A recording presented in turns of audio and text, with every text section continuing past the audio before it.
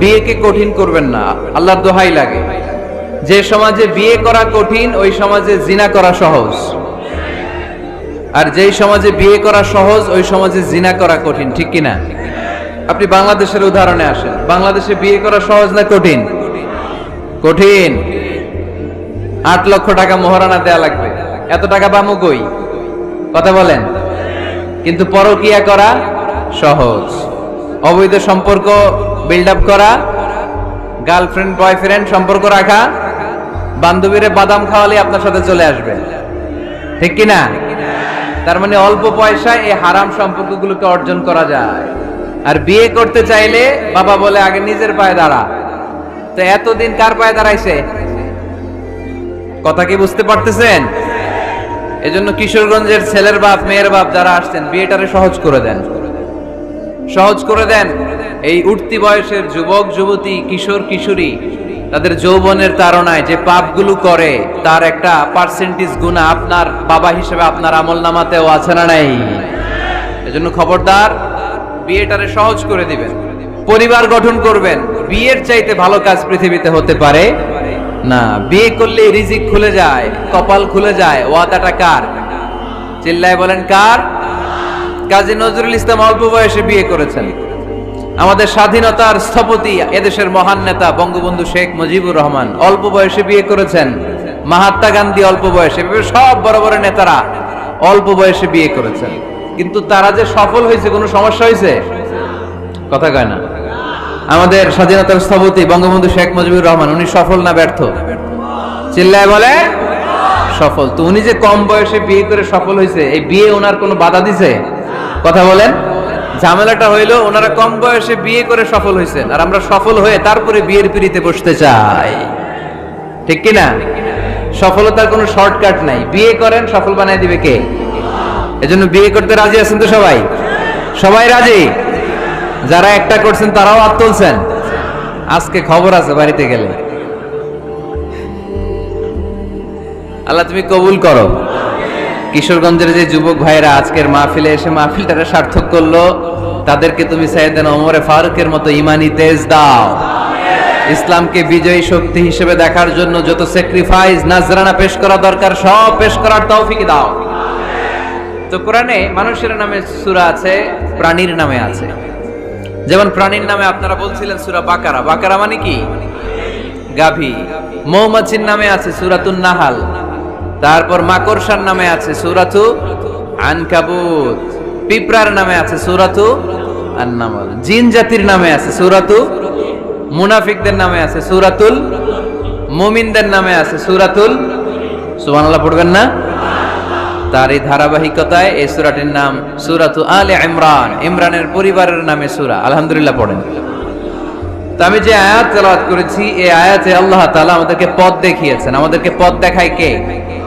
আমি যদি কোনদিন পথ ভুলে যাই, হাতছানি দিয়ে কাছে নিও, মমতার বন্ধনে আমায় বেঁধে সব ভুল ক্ষমা করে দিও। আমি যদি কোনদিন পথ ভুলে যাই, হাতছানি দিয়ে কাছে নিও, মমতার বন্ধনে আমায় বেঁধে সব ভুল ক্ষমা করে দিও। পড়েন আমিন। আমরা সিরাতুল মুস্তাকিমের পথে চলতে চাই কি চাই না? এজন্য আমরা প্রতিদিন বলি ইহদিনাস সিরাতাল মুস্তাকিম। সবাই পড়েন ইহদিনাস সিরাতাল মুস্তাকিম। ও আল্লাহ, show us the right path, show us the correct path. তো আল্লাহ তাআলা এই সূরার 133 নম্বর আয়াতে আমাদেরকে পথ দেখিয়েছেন। পথ দুইটা, জোরে বলতে হবে কয়টা? একটা গিয়েছে ডান দিকে, আর একটা গিয়েছে, আওয়াজ করে বলেন, একটা গিয়েছে আর একটা। নাও দ্য ডিসিশন ইজ ইয়ার্স। সিদ্ধান্ত আপনার। আপনি কোন পথের পথিক? আপনি কি ডানে যাবেন না বায়ে যাবেন? বুঝে শুনে সিদ্ধান্ত নিতে হবে। কোন দিকে যাব? ডানে আছে ক্ষমা আর জান্নাত। ডানে কি আছে? আর বায়ে আছে আল্লাহর রাগ, ক্রোধ আর জাহান্নাম। সো সিদ্ধান্ত আপনাকে নিতে হবে, আপনি কোন দিকে যাবেন। মনে থাকবে কোন দিকে? এজন্য রাব্বুল আলামিন বলেন ওয়াসারিউ ইলা মাগফিরাতিম মির রাব্বিকুম ওয়া জান্নাতিন আরদুহাস সামাওয়াতু ওয়াল আরদু উইদ্দাত লিল মুত্তাকিন। সুবহানাল্লাহ পড়েন। ওয়াসারিউ ইলা মাগফিরাতিম মির রাব্বিকুম, ছোট ধাবিত হও, প্রতিযোগিতা করো রব্বে কারীমের দরবারে, ক্ষমা প্রাপ্তদের খাতায় নাম তুলো, ক্ষমার জন্য প্রতিযোগিতা করো আর জান্নাত লাভের প্রতিযোগিতা করো। আদেশটা কার? আমরাও ছুটি, আমরাও প্রতিযোগিতা করি, দুনিয়া কামানোর প্রতিযোগিতা, ঠিক কিনা? কেমন করে পৃথিবীতে ভালো থাকা যায়, কেমন করে অন্যের মেরে নিজের জায়গা জমি বাড়ানো যায়, কেমন করে দুর্বলের উপর অত্যাচার করে সমাজে সবল হওয়া যায়, কেমন করে প্রতিযোগিতার লড়াইয়ে ক্ষমতার দাপট দেখানো যায়, এগুলোর প্রতিযোগিতা। কেমন করে পেঁয়াজের দাম বাড়িয়ে দিয়ে খেটে খাওয়া মেহনতি মানুষের কষ্ট বাড়ানো যায়, কেমন করে দেশের সাধারণ জনগণের মধ্যে গুজব ছড়িয়ে দেয়া যায়, এগুলোর প্রতিযোগিতা, যাতে মানুষের কষ্ট হয়, যাতে আল্লাহ লানত তার উপর আসে। কিন্তু মুমিনরা কখনো এ ধরনের প্রতিযোগিতায় নামতে পারে? মুমিনরা যাবে ডানে না বায়ে? সবাই বলেন। ডানে আছে ক্ষমা আর জান্নাত। ডানে আছে কি? আর উত্তর দিতে হবে আমার প্রশ্নের। ডানে আছে কি? আর দুইটা জিনিস আছে। এক নম্বরে ক্ষমা, দুই নম্বরে আওয়াজ করে বলেন, এক নম্বরে, দুই নম্বরে। এই দুইটা আমরা চাই কি চাই না? আল্লাহ বললেন সারিউ ইলা মাগফিরাতিম মির রাব্বিকুম, রবের পক্ষ থেকে ক্ষমার দিকে ছোট, ওয়া জান্নাতিন, আর এমন জান্নাতের দিকে ছোট, আরদুহাস সামাওয়াতু ওয়াল আরদ, যে জান্নাত আকাশ জমিন বিস্তৃত। জান্নাতের মধ্যে তো খুব ধাক্কাধাক্কি হবে আজকের মাহফিলের মতো না? এত জান্নাতীরা, এত মানুষ যে জান্নাতে যাবে, তারা কি আরামসে বসতে পারবে? কি বলেন? বুঝে শোনা বললেন। এরকম ধাক্কাধাক্কি হবে না আজকের মতো? ফেরেশতারা লাঠি নিয়ে নামবে, বাঁশি নিয়ে, কিশোরগঞ্জের মতো ধাক্কাধাক্কি হবে? আলহামদুলিল্লাহ পড়েন। কোনো ধাক্কাধাক্কি নাই, কোনো ঠেলাঠেলি নাই, কোনো কিলাকিলি নাই, আছে খালি আরাম, আছে খালি। আর জাহান্নামে আছে ব্যারাম। জাহান্নামে কি? ব্যারাম। আরদুহাস সামাওয়াতু ওয়াল আরদ, আল্লাহর প্রকাশ ভঙ্গিটা দেখেন, এক্সপ্লেনেশন সিস্টেম। আল্লাহ বললেন আকাশ জমিন বিস্তৃত জান্নাতের জন্য তোমরা প্রতিযোগিতা করো। বিশাল জান্নাত, ঠেলাঠেলি নাই। আল্লাহ রাসূল সাল্লাল্লাহু আলাইহি ওয়াসাল্লাম বললেন ইন্না মিসরাঈন মিন মাসারি'আল জান্নাহ মা বাইনা মাক্কা ওয়া হাজার। সৌদি আরবের মক্কা শহর থেকে বাহরাইন দেশের হাজার শহর যত দূর, জান্নাতের এক একটা দরজার অর্ধেক তত দূর। তার মানে এক দরজা দিয়ে কয়েক হাজার কোটি জান্নাতি এক ধাক্কায় ঢুকবে। সুবহানাল্লাহ, আসতে বললেন। দরজা দিয়ে যদি কয়েক হাজার লোক এক ধাক্কায় ঢুকতে পারে, দরজার সাইজ যদি এত বড় হয়, তাহলে জান্নাতের সাইজ কত? ওই জান্নাতে কোনো ধাক্কা ধাক্কি আছে? এজন্য আল্লাহ বললেন ওয়াসারিউ ইলা মাগফিরাতিম মির রাব্বিকুম ওয়া জান্নাতিন আরদুহাস সামাওয়াতু ওয়াল আরদ উইদ্দাত লিল মুত্তাকিন। তিনি তো এমন সত্য যিনি তোমাদের জন্য জমিনটারে ফ্ল্যাট বানিয়ে দিয়েছেন, সমতল বানিয়ে দিয়েছেন। এই জমিনের অলিতে গলিতে, বনে বাদারে, রাস্তায়, সাগরে, পাতালে, পাহাড়ে, বিভিন্ন জায়গায় তোমরা ঘুরে বেড়াও, সেখানে যে আমি আল্লাহর রিজিক তালাশ করো। সুবহানাল্লাহ। এই জমিনটাকে আল্লাহ সাহলাতুল মাসালিক, চলার জন্য সহজ বানিয়ে দিয়েছেন, ফ্ল্যাট, উঁচু নিচু নাই। এই যে লক্ষ্মীপুরের আজকে এই যে প্যান্ডেলের এখানে উঁচু নিচু আছে, আজকে এইখানে যদি উঁচু হতো, ওইখানে নিচু হতো, আমরা ঠিক মতো দেখতে পারতেন? বিমান থেকে এটা খুব সুন্দর দেখা যায়, জমিনটা খুব ফ্ল্যাট দেখা যায়, সমতল। এই সমতল হওয়ার কারণে এখানে চাষাবাদের সুযোগ সুবিধা করে দিয়েছে কে? তাহলে বোঝা গেল এই জমিনটা সমতল এবং উর্বর, ভেরি ফার্টাইল ল্যান্ড। আমাদের সালাত শেষ, আমরা কাজে চলে যাব, আবার আজান হলে মসজিদে ঢুকে যাব। এটাই হচ্ছে ইসলামের নিয়ম। সাইয়েদনা ওমর ফারুক যখন মসজিদে নববীর ইমাম, তিনি ইয়ামান দেশের কিছু লোকদের সাথে সাক্ষাৎ করলেন। কোন দেশের? ইয়ামান যুদ্ধ বিধ্বস্ত একটা দেশ এখন। প্রাচীন নগরী হাদ্রামাউত বা আলাবাক, এই ইয়ামান দেশের কিছু লোকের সাথে তিনি সাক্ষাৎ করলেন। তারা গোল হয়ে বসে থাকে, নামাজের পরে যায় না, বসে বসে সুবহানাল্লাহ পড়ে, আলহামদুলিল্লাহ পড়ে জিকির করে। ওমরে ফারুক ভাবলেন দেখি পরের ওয়াক্তে কি হয়। উনি আসরের নামাজে ইমামতি করতে আসলেন, এসে দেখলেন ইয়ামানের লোকেরা মসজিদের বারান্দায় আশেপাশে বসে আছে, সবাই যায়, এরা যায় না। মাগরিবের সালাতে উনি ইমামতি করতে আসলেন, ওমরে ফারুক নামাজ শেষ করে দেখলেন সবাই চলে যায়, কিন্তু ইয়ামানের লোকগুলো যায় না। এশার সালাত পর্যন্ত তিনি ওয়েট করলেন।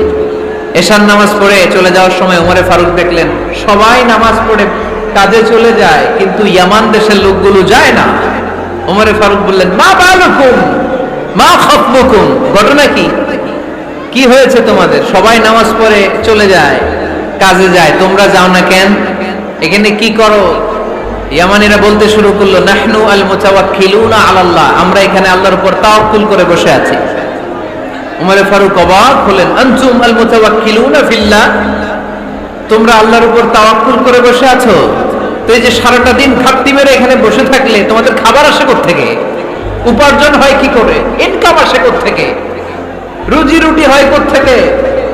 ইয়ামানি লোকগুলো বলল, আমরা এখানে বসে বসে জিকির করি, তেলাওয়াত করি, বুজুর্গের মতো বসে থাকি, আমাদের বুজুর্গিয়া জিকির দেখে আশেপাশের লোকেরা এসে আমাদেরকে খাবার দিয়ে যায়।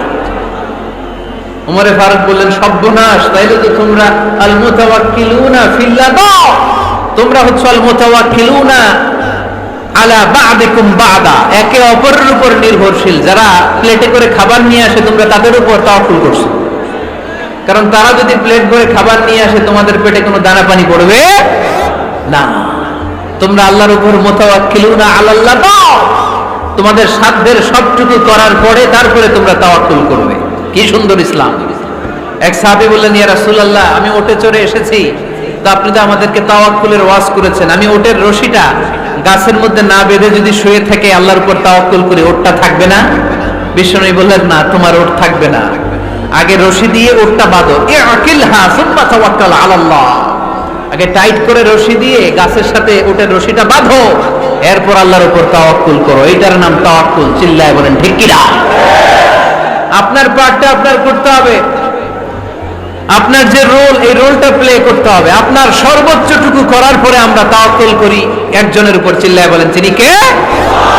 ওমর ফারুক বললেন, তোমরা মুতাওয়াক্কিলুনা আলাল্লাহ নাও, তোমরা বের হয়ে যাও, খবরদার এরপরে কোনোদিন তোমাদেরকে যেন এই মসজিদের মধ্যে ঘাপটি মেরে গোল হয়ে বসে থাকতে না দেখা যায়। কারণ ফাইদা কুদিয়াতিস সালাতু ফান্তাশিরু ফিল আরদ ওয়াবতাগু মিন ফাদলিল্লাহ, ইসলামের বিধান হচ্ছে যখন নামাজ শেষ মসজিদে বসে থাকা যাবে? চিল্লায় বলেন বসে থাকা যাবে? যাবে না। সর্বোচ্চটুকু করে তারপরে আপনাকে বের হয়ে যেতে হবে। প্রতিদিন সকালবেলা পাখির বাসা থেকে দেখবেন পাখিগুলো খালি পেটে বের হয়ে যায়। আপনাদের এই এলাকায় পাখির বাসা আছে? কি পাখির বাসা আছে? হ্যাঁ, সব পাখি আছে। তো সকালবেলা দেখবেন পাখির বাসা থেকে পাখিগুলো খালি পেটে বের হয়ে যায়। বিকেল বেলায় পাখিগুলোর ওদর পূর্তি করে, পেট ভর্তি করে আবার পাখির নিড়ে ফিরিয়ে দেয় কে? কারণ পাখিগুলো তাওয়াক্কুল করেছে কার উপর? পাখিগুলো তাওয়াক্কুল করে যদি পাখির নিড়েই বসে থাকতো, ওদের পেটে খাবার আসতো? কথা বলেন। বিশ্বনবী এটাই বললেন, তাকদু খিমাসান ওয়া তারুহু বিতানান, তোমরা যদি পাখির মতো তাওয়াক্কুল করো, মানে আল্লাহর উপর তাওয়াক্কুল করে জমিনে বের হয়ে যাও, তোমাদেরও রিজিকের দায়িত্ব নিয়ে নিবে কে? সকালবেলা প্রতিটা পাখি না খেয়ে বের হয়ে যায়, একটা পাখির পেটের ভেতরে কোনো দানা পানি নাই, কিন্তু আল্লাহর উপর তাওয়াক্কুল করে পাখিগুলো যখন বের হয়ে যায়, বিকেল বেলা পেট ভর্তি করে, ওদর ভর্তি করে আবার পাখির নিরে পাখিগুলোরে ফিরিয়ে দেয় কে? পাখিগুলোকে আমাদের মতো খাবার জমা করে রাখতে পারে? আমরা তো 7 দিনের বাজার একবারে করে ফ্রিজে রাখি। পাখিদের ফ্রিজ আছে না? আছে। আমাদের অতিরিক্ত টাকা হলে আমরা ব্যাংকে ব্যালেন্স করে রাখতে পারি, অ্যাকাউন্ট করে রাখতে পারি। পাখিরাও তো অ্যাকাউন্ট করে রাখে না? না, প্রতিদিন না খেয়ে বের হয়। কালকে ওই পাখিটা কি খাবে, কোন জায়গা থেকে তার রিজিকের ব্যবস্থা হবে আল্লাহ ছাড়া কেউ জানে। এটার নাম তাওয়াক্কুল। এটার নাম কি?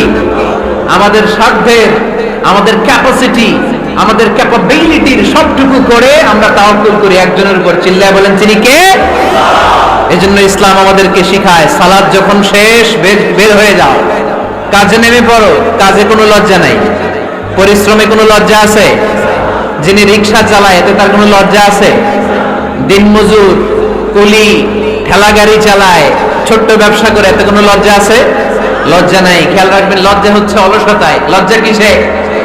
বিষ্ণু ঈসা ইসলাম বলেছেন, মা আকালা আহাদুন তুআমান কাত্তু খায়রুম মিন আইয়াকুলা মিন আমালি ইয়াদি। নিজ হাতে উপার্জিত খাবারের চেয়ে, অর্থের চেয়ে শ্রেষ্ঠ খাবার পৃথিবীর কোন মানুষ কোনদিন ভক্ষণ করে নাই। চিল্লায় এখন সুবহানাল্লাহ। শ্রেষ্ঠতম খাবার নিজ হাতে উপার্জিত খাবার। ঘাম ঝরিয়ে যে অর্থ উপার্জন করা হয়, যে ইনকাম করা হয়, এটা হালাল। আর হালাল খেয়ে দোয়া করলে কবুল করে কে? এজন্য খেটে খাওয়া মানুষ, শ্রমজীবী মানুষ আর মেহনতি মানুষদেরকে বিশ্বনবী খুব ভালোবাসতেন। তারা বিশ্বনবীর বন্ধু আর বিশ্বনবী ছিল তাদের বন্ধু। সুবহানাল্লাহ পড়েন।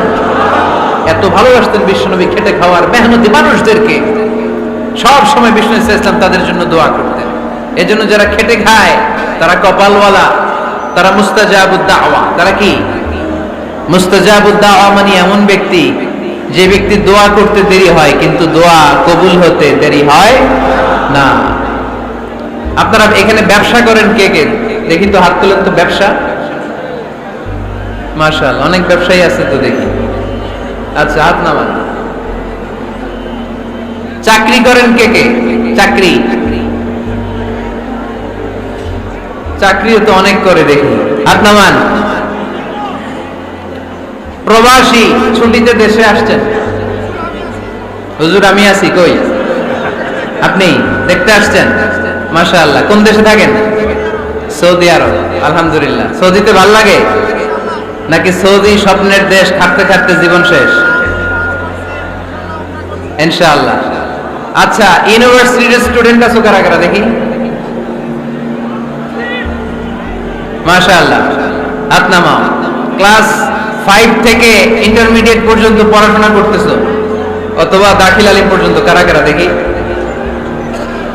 মাশাআল্লাহ, হাত নামাও, হাত নামাও। একবারও যারা হাত তুলেন না এবার তারা হাত তুলেন। আপনারা কি করেন? হ্যাঁ, বেকার।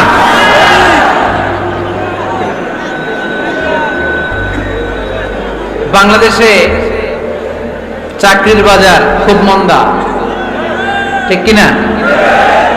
বাংলাদেশ ইন্ডিয়াতে চাকরি পেতে অনেক কষ্ট।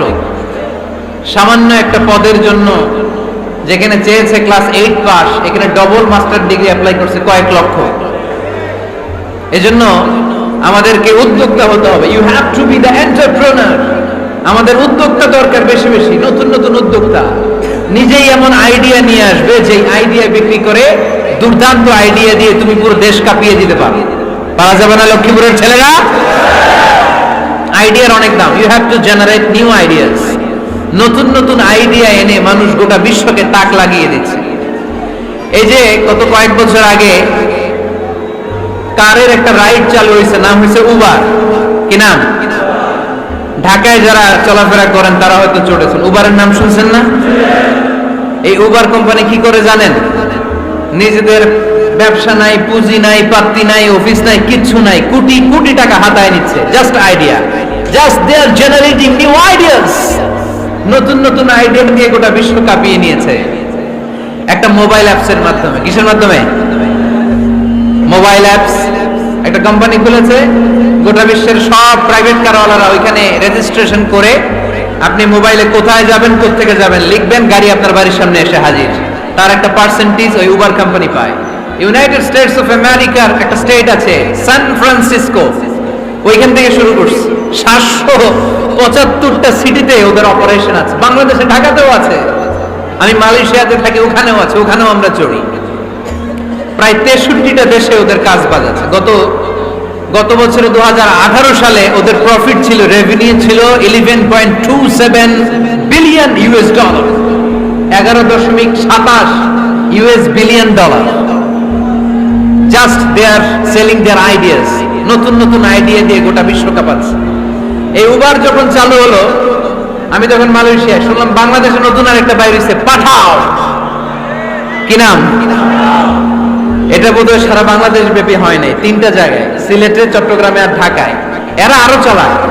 বাংলাদেশের ছেলেপেলেদের মাথায় চিকন চিকন অনেক বুদ্ধি। এরা ভাবলো এই উবার দিয়ে আর আমরা কত আগাবো, আমাদের গাড়ি আরো ছোট করতে হবে। এরা মোটরসাইকেল রাইড দেওয়া শুরু করছে। জ্যামের শহর ঢাকা, চিপা চাপা দিয়া এরা আপনারা নিয়ে জায়গা মতো পৌঁছায় দিবে। তো এই যে উবারের পরে আমাদের ছেলেরা বানাইলো পাঠাও। এরপরে কত কিছু বানাচ্ছে ছেলেপেলেরা, আমি তো এগুলো দেখে অবাক। রকমারি.com নাম শুনছো? বিক্রয়.com নাম শুনছো? ঘরে বসে বসে কোটি কোটি টাকা হাতিয়ে নিচ্ছে তারা, just they are selling their ideas. যেহেতু আমাদের চাকরি কম, ওই চাকরির বাজারে আমরা লাইন দিতে চাই না, আমাদের মেধাকে খাটিয়ে খাটিয়ে আমরা নতুন তরুণ উদ্যোক্তা বানাতে চাই। চিল্লায় বলো ঠিক কিনা? উদ্যোক্তা যত বাড়বে ততই দেশের কল্যাণ হবে। মানুষ তাদের আইডিয়াকে কাজে লাগিয়ে গোটা বিশ্বকে তাক লাগিয়ে দিচ্ছে। আমরা আমাদের সমতল ভূমিতে চাষ করতে চাই না। মালয়েশিয়াতে একটা এলাকা আছে ক্যামেরুন হাইল্যান্ড, ওরা পাহাড়ের মধ্যে চাষাবাদ করে গোটা মালয়েশিয়ার খাদ্যদ্রব্যের অভাবকে মুক্ত করে দিয়েছে। পাহাড়ের মধ্যে ওখানে ফুলের বাগান, ক্যামেরুন হাইল্যান্ড প্রায় 6000 ফিট উঁচু, প্রচন্ড ঠান্ডা। এই ঠান্ডা পাহাড়ে হিল ট্রাক্স এরিয়াতে মালয়েশিয়ার এই ক্যামেরুন হাইল্যান্ডে ওখানে আছে ফুলের বাগান, আছে ফলের বাগান, আছে চায়ের বাগান, ওখানে মধুর চাষ হয়, ওখানে শাকসবজি চাষ হয়, ওখানে অনেক কিছু চাষাবাদ হয়। ওই ফলমূল শাকসবজি দিয়ে গোটা মালয়েশিয়ার 14টা স্টেটে যত শাক সবজি ফলমূল লাগবে ওরা আঞ্জাম দেয়। আর আমরা আমাদের সমতল ভূমিতে চাষ করতে চাই না। আমরা চাষাবাদকে খুব লজ্জা মনে করি, এটা ভুল আইডিয়া। আমাদের যে এলাকা যে জিনিসের জন্য বিখ্যাত ওইটাকে আমাদের ব্র্যান্ডিং করতে হবে। লক্ষ্মীপুর কিসের জন্য বিখ্যাত? নারিকেল সুপারি। নারিকেল সুপারি যে পৃথিবীর কত মানুষ, ইন্দোনেশিয়ান লোকেরা মুড়ির মতো খায় নারিকেল আর সুপারি। তো এইটারে আমাদের ব্র্যান্ডিং করতে হবে। যেই দেশে যেটা আছে, যে এলাকা যেই পণ্যের জন্য বিখ্যাত ওইটা আমাদের ব্র্যান্ডিং করতে হবে। আমাদের আদমজির জুট মিল বন্ধ না? ভাওয়ানি জুট মিল বন্ধ। আমাদের পাট শিল্পকে ধ্বংস করে দিয়ে ইন্ডিয়া এখন ওই কটনের পাঞ্জাবি বানায়, জুট কটনের পাঞ্জাবি। আছে না নাই? পুরা বাংলাদেশের মার্কেট এই জুট কটনের পাঞ্জাবি দিয়ে 6 লাখ। আমাদের বাংলাদেশের পাট দিয়ে যদি আমরা মিহি পাঞ্জাবি বানাতে পারতাম, গোটা বিশ্ব বাজারকে আমরা দখল করে নিতে পারতাম। ঠিক কিনা? এজন্য আমাদেরকে নতুন নতুন আইডিয়া জেনারেট করতে হবে। চাকরির পিছনে বসে থাকলে চলবে না। আর আজান যদি হয়ে যায় ছুটে যাব মসজিদে, আর নামাজ শেষ হলে আমরা আমাদের কাজের দিকে চলে যাব। চিল্লায় বলেন ঠিক কিনা? যেটাই করব আমরা ভালোভাবে করব। আল্লাহ বলেছেন লিয়াবলুয়াকুম আইয়ুকুম আহসানু আমালা। লক্ষ্মীপুরের ভাইয়েরা আওয়াজ করে উত্তর দেন, আওয়াজ করে উত্তর দিতে হবে। জান্নাতে যেতে হলে 100তে কত নাম্বার পেতে হবে? হ্যাঁ, হয় নাই 51। কি নাম তোমার? হ্যাঁ, ফরহাদ। জান্নাতে যেতে হলে 100তে আমার দরকার 51। 100তে কত লাগবে? ফাআম্মা মান সাকুলাত মাওয়াজিনুহু ফাহুয়া ফি আইশাতির রাদিয়া। সেদিন মিজানের পাল্লা যার ভারী হয়ে যাবে সে আনন্দ উৎসবে থাকবে। তো মিজানের পাল্লা ভারী হওয়ার জন্য 100তে আমার কত পাওয়া লাগবে? কত পাওয়া লাগবে? 51 পেলেই হয়ে যাবে। এজন্য আল্লাহ বলছেন লিয়াবলুয়াকুম আইয়ুকুম আহসানু আমালা। যেটাই করবে ভালোভাবে করবে। আল্লাহ এটা পরীক্ষা করতে চান যে আমরা ভালোভাবে কে কতটুকু আমল করেছি। যারা আরবি বোঝেন আলেম ওলামা আপনারা জানেন, এখানে আল্লাহ বলেননি লিয়াবলুয়াকুম আইয়ুকুম আকসারু আমালা। আল্লাহ এটা দেখতে চান যে তোমাদের মধ্যে থেকে কে বেশি আমল করে। এটা বলছে আল্লাহ? বলে নাই। আল্লাহ বলেছে লিয়াবলুয়াকুম আইয়ুকুম আহসানু আমালা, যে ভালো করে করে। এজন্য আমরা যাই করি না কেন কি করে করব? আওয়াজ করে বলতে হবে। কেমন করে করব? যে কোনো কাজ করো না ভাই, যে কোনো কাজ করো তা যেন হয় সবার চেয়ে সবচেয়ে সুন্দর। পড়েন, যে কোনো কাজ করো না ভাই, যে কোনো কাজ করো তা যেন হয় সবার চেয়ে সবচেয়ে সুন্দর। পড়েন, যে কোনো কাজ করো না ভাই, যে কোনো কাজ করো তা যেন হয় সবার চেয়ে সবচেয়ে সুন্দর। হোক না সেটা পড়া লেখা, রঙের ভাষায় ছবি আঁকা। পড়েন, হোক না সেটা পড়া লেখা, রঙের ভাষায় ছবি আঁকা, হোক না সেটা সামান্য কাজ কিংবা মহত্তর, তা যেন হয় সবার চেয়ে সবচেয়ে সুন্দর। যে কোনো কাজ করো না ভাই, যে কোনো কাজ করো, তা যেন হয় সবার চেয়ে সবচেয়ে সুন্দর। চিৎকার করে বলেন ঠিক কিনা? আমরা যেটাই করি না কেন এটা ভালো করে করার দরকার আছে না নাই? এজন্য কাজে আর শ্রমে কোনো লজ্জা নাই। লজ্জা হচ্ছে অলসতায়। লজ্জা কিসে? অলসতায়। বিষ্ণু ঈসা ইসলামের কাছে এক সাহাবী এসে বলল, ইয়া রাসূলুল্লাহ আ'তিনি শাইআন, আপনি আমাকে কিছু দান করেন, আমার কিছুই নাই। বিষ্ণু বললেন, তোমার কিছু নাই? সাহাবী বললেন, ইয়া রাসূলুল্লাহ ঘরে আমার শুধু দুইটি জিনিস আছে। কয়টা? চিল্লায় বলেন কয়টা?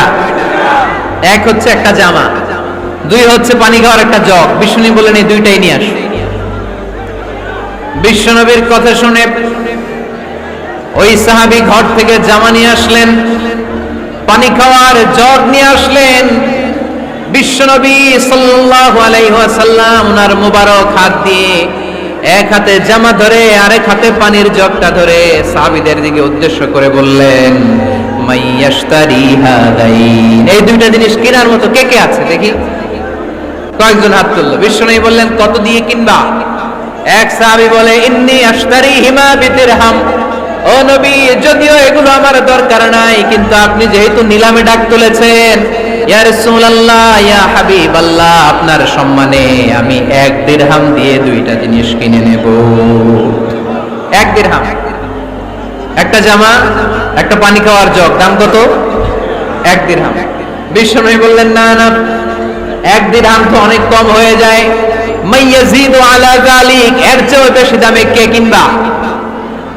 আরেক সাহাবী হাত তুলে বলতে লাগলেন, ইয়া রাসূলুল্লাহ ইয়া হাবিবাল্লাহ ওয়া ইন্নী আশতারিহিমা বিদিরহামাইন, আমি এই জামাটার পানি খাওয়ার জগটা 1 দিরহাম নয় 2 দিরহামের বিনিময়ে কিনতে চাই।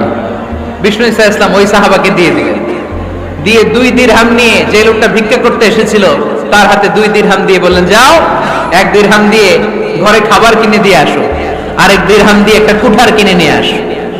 শুনতেছেন? কি কিনে নিয়ে আসো?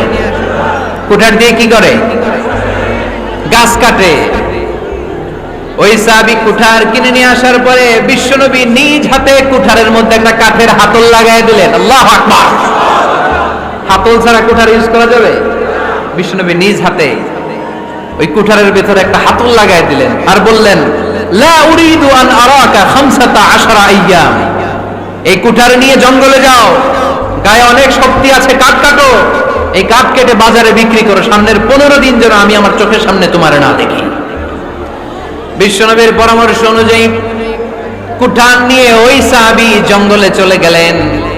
কাঠ কেটে বাজারে বিক্রি করতে করতে 15 দিন পরে 10 দিরহাম নিয়ে বিশ্বনবীর দরবারে হাজির হয়ে গেলেন। 10 দিরহাম নিয়ে বিশ্বনবীর কাছে হাজির হয়ে গেলেন। সাহাবী এসে বলল, ইয়া রাসূলুল্লাহ এখন আর আমার ভিক্ষা করা লাগে না, আমার গায়ে অনেক শক্তি আল্লাহ দিয়েছে, আই এম ভেরি এনার্জেটিক, আপনার দেয়া বরকতের কুঠার দিয়ে আমি কাঠ কেটে কেটে স্বাবলম্বী হতে শুরু করেছি। সুবহানাল্লাহ পড়েন।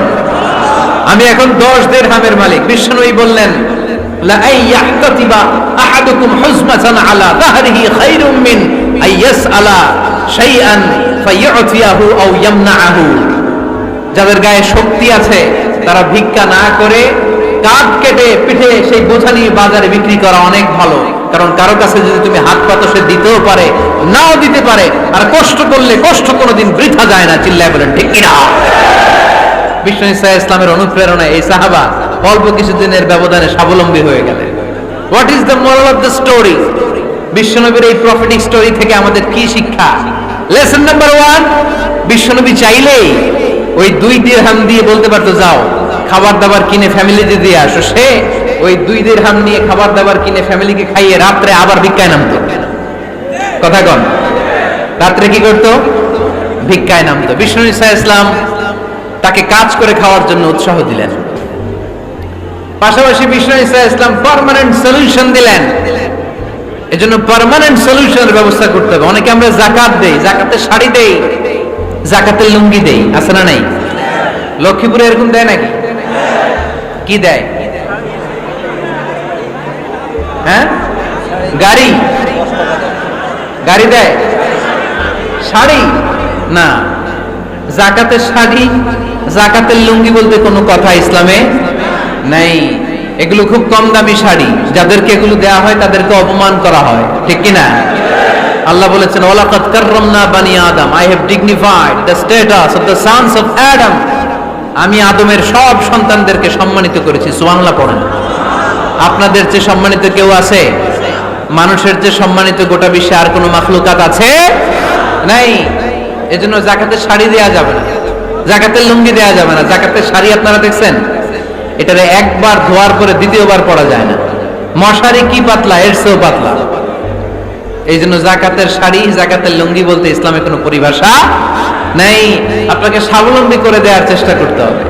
যারা লক্ষ্মীপুর জেলায় বিজনেস ম্যাগনেট আছেন, তারা একসাথে হয়ে একটা স্ট্রং জাকাত ম্যানেজমেন্ট প্ল্যাটফর্ম করতে পারেন, যেখান থেকে আপনারা বিভিন্ন থানায়, বিভিন্ন গ্রামে বাছাই করে করে কিছু ভাইদেরকে জাকাত দিতে পারেন স্বাবলম্বী করার উদ্দেশ্যে। যেই ফ্যামিলিকে আছে, কি নাম এটার? পল্লী উন্নয়ন ক্লাব। মাশাআল্লাহ, জাকাত ফান্ড দিয়ে বিদেশে লোক পাঠায়। এর চেয়ে সুন্দর পদ্ধতিতে জাকাত বিতরণ আর হতে পারে? যেই লোকটাকে, যেই ছেলেটাকে বিদেশে পাঠানো হয়েছে, ওই ফ্যামিলিটা আর কোনোদিন জাকাতের শাড়ি নেওয়ার জন্য লাইনে দাঁড়াবে? যেই ছেলেটাকে ওনারা অস্ট্রেলিয়ান গাভী কিনে দিছে, দুধ বিক্রি করে যেই ফ্যামিলিটা স্বাবলম্বী হতে শুরু করেছে, তারা আর কোনোদিন জাকাতের লাইনে যেয়ে দাঁড়াবে না। এজন্য জাকাত দিতে হবে স্বাবলম্বী করার জন্য। ইসলাম আমাদেরকে এটাই শিখিয়েছে, কাজ করে খেতে হবে। কাজে লজ্জা নেই, লজ্জা হচ্ছে অলসতায়। লজ্জা কিসে? আজকের আলোচনা থেকে এটা মুখস্থ করে নিতে হবে, কাজে লজ্জা নেই। লক্ষ্মীপুরের ইয়াংস্টারেরা শ্রমে লজ্জা নেই, পরিশ্রমে লজ্জা নেই, লজ্জা অলসতায়। লজ্জা কিসে? আরো জোরে। নবীরা কি এমনি এমনি বসে বসে খাইছে?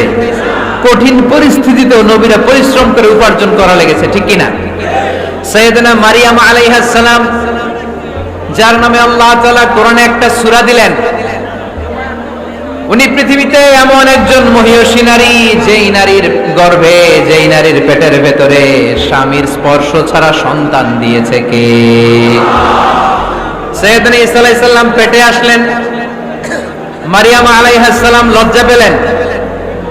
হায় হায়, কেমন করে এলাকাবাসীদের কাছে আমি আমার মুখ দেখাবো? বিয়ে করি নাই, স্বামী নাই, বিয়ে হয় নাই, স্বামী নাই, কিন্তু পেটে সন্তান চলে এসেছে। হায় হায়, এলাকায় কেমনে মুখ দেখাবো? লজ্জায় পড়ে মারিয়াম আলাইহিস সালাম এলাকা থেকে চলে গেলেন। কি অবাক করা কাণ্ড! বাচ্চা ভূমিষ্ঠ হওয়ার জন্য, বড় হওয়ার জন্য 6 মাস 7 মাস লাগে নাই, পেটে বাচ্চা আসার সাথে সাথে বাচ্চাটারে বড় করে দিয়েছে কে? সাইয়েদাতুনা মারিয়াম আলাইহিস সালাম এবার বসে বললেন, বুঝতে আরম্ভ করলেন প্রেগন্যান্সির পেইন উঠেছে। হঠাৎ করে পেট থেকে বাচ্চা ভূমিষ্ঠ হয়ে যাওয়ার পরে উনি কাঁপতে আরম্ভ করলেন। ক্ষুধার চোটে খাবার কিছু নাই, সামনে ঝর্ণা, উপরে একটা খেজুর গাছ। সাইয়েদনা ঈসা আলাইহিস সালামকে কোলে নিয়ে মারিয়াম আলাইহিস সালাম মনে মনে ভাবে, হায় রে, কেউ যদি একটু খেজুর পেড়ে দিত, এই ক্ষুধার মুহূর্তে আমি খেজুর খেয়ে পেটের ক্ষুধা নিবারণ করতাম। রব্বুল আলামিন মারিয়ামকে উদ্দেশ্য করে আয়াত নাজিল করে দিলেন, ওয়া হুজ্জি ইলাইকি বিজিযিন নাখলাতি তুসাকিত আলাইকি রতাবান জানিয়া। কোরআন সাক্ষী, হুজ্জি ইলাইকি বিজিযিন নাখলা, এর মানে হচ্ছে মারিয়াম, কেউ পেড়ে দিবে না, একটু কষ্ট করে হাতটা উঁচু করে খেজুরের ডালা ধরে ঝাঁকুনি মারো, টস টসে কাঁচা পাকা খেজুর নিচের দিকে পড়বে, তারপর তুমি তুলে খাবে। সুবহানাল্লাহ পড়েন। আল্লাহ চাইলে অটোমেটিক্যালি কারামাত হিসেবে খেজুরগুলো নিচে ফেলতে পারতেন না? কথা কোন? খেজুরগুলো অটোমেটিক্যালি নিচের দিকে পড়ছে? পড়ে নাই। আল্লাহ শিক্ষা দিয়েছে, যেই পরিস্থিতিতে থাকো না কেন, তোমাকে শ্রম ব্যয় করে, কষ্ট করে তোমার উপার্জন করতে হবে, রিজিকের বন্দোবস্ত করতে হবে। চিল্লায় বলেন ঠিক কিনা? ইসলাম আমাদেরকে এটাই শিখিয়েছে, কাজে লজ্জা নাই। আবার বিশ্বনবী বললেন, ইন খামাতিস সাআ ওয়া ফি ইয়াদি আহাদিকুম ফাসিলাতুন, তোমাদের কারো হাতে যদি একটা চারা বীজ থাকে, সে যদি দেখে কিয়ামত হতে শুরু করেছে, ফাইন ইসতাতা আন ইয়াগরিসাহা ক্বাবলা আন তাকুমাস সাআ ফালইয়াগরিসহা, কারো হাতে একটা চারা বীজ নিয়ত করেছে, চারা বীজটা রোপণ করবে, ইন দ্য মিন টাইম দেখলো কিয়ামত হতে শুরু করেছে। বিশ্বনবী বললেন, যদি তোমার সুযোগ থাকে কিয়ামত হওয়ার আগে চারা বীজটা রোপণ করে দাও। কথা বুঝতে পেরেছেন? আপনার হাতে একটা চারা বীজ, আপনি প্ল্যান করেছেন এই চারা বীজটা রোপণ করবেন। ইন দ্য মিন টাইম দেখলেন কি হওয়া শুরু হয়েছে? ইযা জুলজিলাতিল আরদু জিলজালাহা, দ্য বিগেস্ট আর্থকোয়েক, ভূমিকম্প শুরু হয়েছে, কিয়ামত হয়ে যাবে। বিশ্বনবী বললেন, কিয়ামত হইতেছে ওদিকে, আর তোমার হাতে যদি চারা বীজ থাকে দেরি করো না, কিয়ামত তোমার কাছ পর্যন্ত আসার আগে সুযোগ পেলে চারা বীজটা রোপণ করে দাও। ইসলাম শিখিয়েছে শেষ নিঃশ্বাস পর্যন্ত তোমাকে লড়ে যেতে হবে। এই পৃথিবীতে কেউ কাউকে জায়গা করে দেয় না, জায়গা করে নিতে হবে।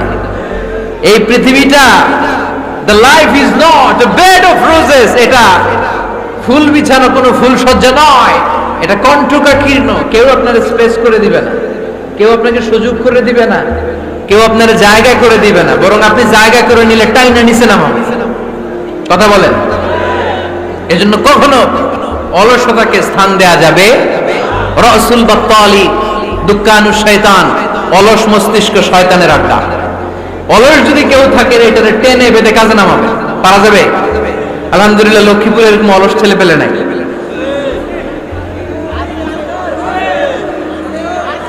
আছে? আমরা আজকে অলসতাকে নো বলে যাবো এই মাহফিল থেকে। অলসতাকে আমরা কি বলবো? আওয়াজ করে বলতে হবে। অলসতাকে কি বলবো আমরা? মুমিনের জীবনে কোনো অলসতা নাই।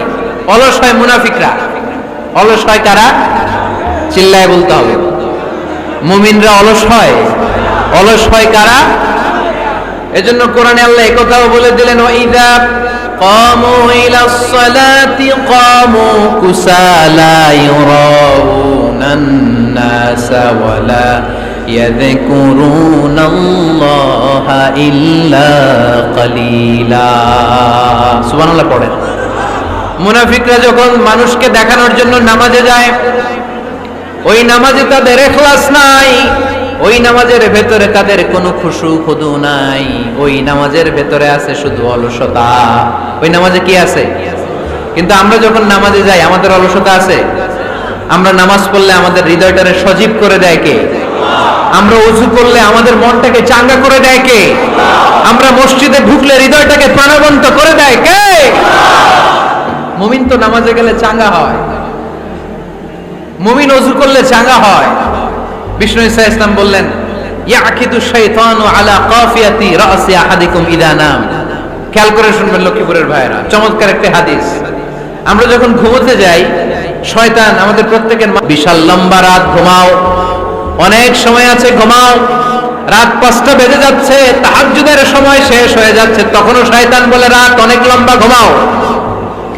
ফজরের সময় পার হয়ে যাচ্ছে, সূর্য উঠে যাচ্ছে, শয়তান বলে আলাইসা লাইলুন তাবিলুন ফারখুদ, এখনো অনেক সময় আছে, লম্বা লম্বা লম্বা চৌড়া রাত পড়ে আছে, তুমি ঘুমাও।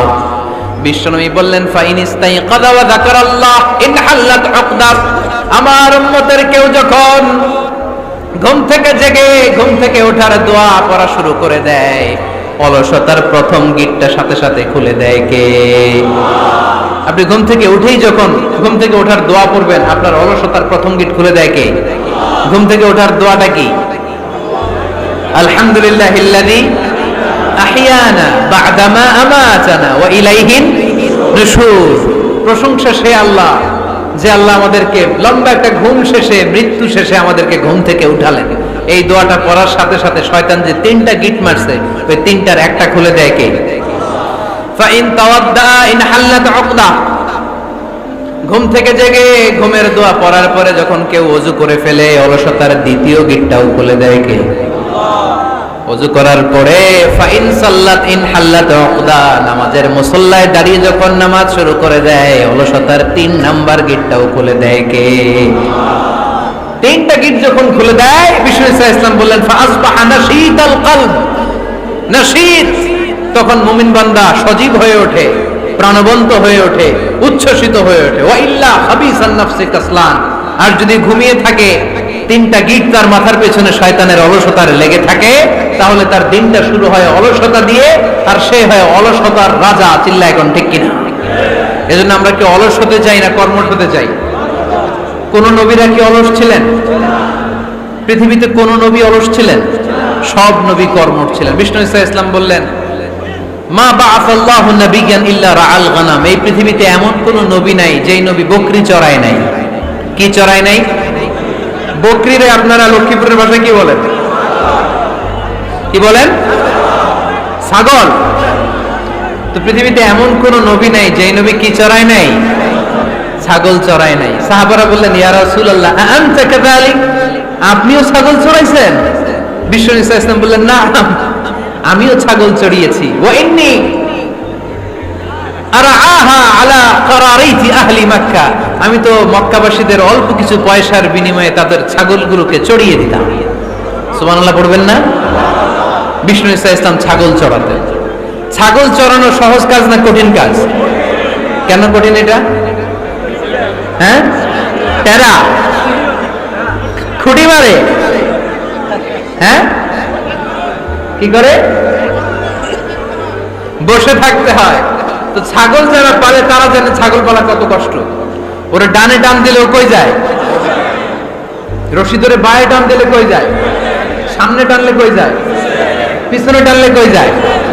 সারা সপ্তাহ আপনি সময় পান না এটারে গোসল করাবেন। ভাবলেন আজকে জুমার দিন আমিও গোসল করি, এটারও গোসল করাই।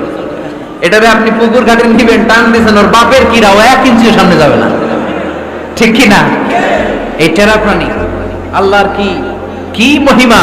আল্লাহ তাআলা পৃথিবীর সবচেয়ে শ্রেষ্ঠতম মানুষদেরকে ছাগল চড়িয়ে ছেড়েছেন। ঠিক কি না? মা বাআসাল্লাহু নাবিয়্যান ইল্লা রাআল গানাম, এই পৃথিবীতে এমন কোন নবী ছিল না যে নবীরা ছাগল চড়ায় নাই। আল্লাহ বোঝাতে চাইলেন ছাগল চড়ানো অনেক কষ্টের কাজ, অনেক ধৈর্যের প্রয়োজন। এখন নবীরা তোমরা ছাগল চড়াও, কিছুদিন পর ছাগলের চেয়েও টেরা জাতি মানুষ চড়াইতে হবে। মানুষের মধ্যে টেরা আছে না নাই? ভালো বললে ভালোটা বোঝে না, ডানে যেতে গেলে বায়ে যায়, বায়ে যেতে বললে ডাইনে যায়, এরকম আছে না নাই? সম্মানিত ভাইয়েরা, সমস্ত আম্বিয়া আলাইহিমুস সালাম ওনারা কর্মঠ ছিলেন। সাইয়েদনা আদম আলাইহিস সালাম নিজ হাতে চারা গাছ রোপণ করে চাষাবাদের কাজ করেছেন। সুবহানাল্লাহ পড়েন। সাইয়েদনা ইব্রাহিম আলাইহিস সালাম চাষাবাদের কাজ করেছেন। সাইয়েদনা দাউদ আলাইহিস সালাম নিজ হাতে যুদ্ধের জন্য যে পোশাক পরতে হয়, যেটা পরলে গায়ের মধ্যে ছুরি মারলেও ঢুকে না, ওই শিরস্ত্রাণ বানিয়েছেন, নিজ হাতে তলোয়ার বানিয়েছেন। সুবহানাল্লাহ পড়েন। সাইয়েদনা মূসা আলাইহিস সালাম ছাগল চড়িয়েছেন। সাইয়েদনা মূসা আলাইহিস সালামের মেজাজ নরম না গরম? নবীদের মধ্যে সবচেয়ে বেশি মেজাজওয়ালা নবী ছিলেন মূসা আলাইহিস সালাম। উনিও 8 থেকে 10 বছর সাইয়েদনা শুআয়ব আলাইহিস সালামের এরিয়াতে ছাগল চড়িয়েছেন। চিল্লায়ে বলেন সুবহানাল্লাহ। এজন্য নবীরা যেহেতু কাজ করেছেন, কর্মঠ ছিলেন, আমরাও কর্মঠ হব। ঠিক কিনা? সাহাবারাও কর্মঠ ছিলেন। বিশ্বনবীর সাহাবারাও ব্যবসা করতেন। সাইয়েদনা আবু বকরের বিশাল ব্যবসা প্রতিষ্ঠান ছিল। সুবহানাল্লাহ পড়েন। আপনারা হজ উমরা করেছেন কে কে দেখি? করছেন? মাশাআল্লাহ। যারা করে নাই আল্লাহ তাদেরকে আল্লাহর ঘর জিয়ারতের তুমি নসিব করো। আমিন। বিশ্বনবীর মাকবরার সামনে দাঁড়িয়ে আমরা যেন সালাম পেশ করতে পারি, তুমি নসিব করো। বাইতুল্লাহ শরীফে এবং মসজিদ নববীতে আমরা যেন সালাত আদায় করতে পারি, আল্লাহ তুমি নসিব করো। সাইয়েদনা আবু বকর রাদিয়াল্লাহু তাআলা আনহুর ব্যবসা প্রতিষ্ঠান ছিল মক্কার কাবা ঘরের পাশেই। ওনার ব্যবসা প্রতিষ্ঠানগুলো যেখানে ছিল ঠিক ওইখানে সৌদি সরকার এখন শপিং মল বানিয়ে দিয়েছে, মাতজার আবু বকর। মক্কা শহরের যেখানে বহিরাগতরা এসে ওখানে ছাগল, ওখানে ঘোড়া, উট এগুলো রাখতো, আস্তাবল রাখতো, ঘোড়া আর উট যেখানে রাখা হতো ঠিক ওই জায়গায় সৌদি সরকার ওটার পার্কিং লট বানায় দিচ্ছে। মানে যেখানে আগে সাহাবাদের ব্যবসার জায়গা, ওইখানে বর্তমানে শপিং মল। যেখানে আগের সময়কাল সাহাবারা উট আর ঘোড়া রেখে বাঁধতো, ওইখানে এখন গাড়ি ঘোড়া রাখার ব্যবস্থা করা হয়েছে। সাইয়েদনা আবু বকর অনেক বড় ব্যবসায়ী ছিলেন। ওনার নিজ টাকা দিয়ে হাবাসা থেকে আসা সাইয়েদনা বেলালকে তিনি 20,000 স্বর্ণ মুদ্রা দিয়ে উমাইয়া ইবনে খালাফের কবল থেকে তিনি মুক্ত করেছেন।